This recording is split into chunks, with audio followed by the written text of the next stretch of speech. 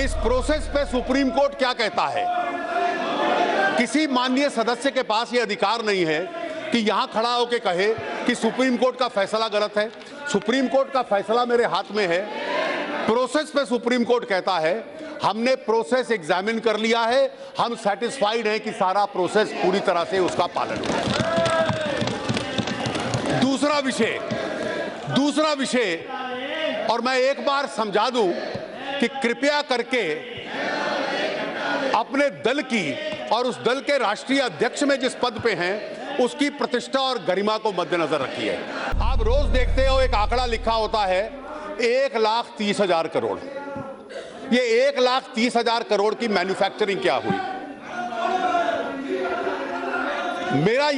My assessment is the Congress party strategy, whose hands are soaked in Bofors, in Augusta, in National Herald, if they can't find an allegation of corruption against the NDA, let us manufacture one and let us invent one. That is their strategy.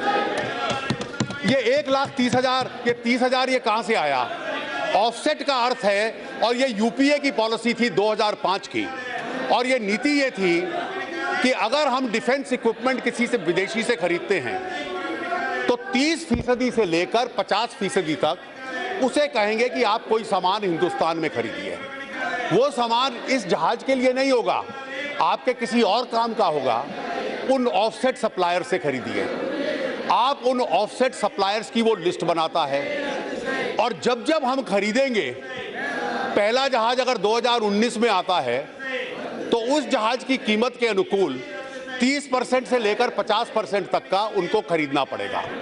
पहली transaction में 30% होता था, Rafale में 50% है।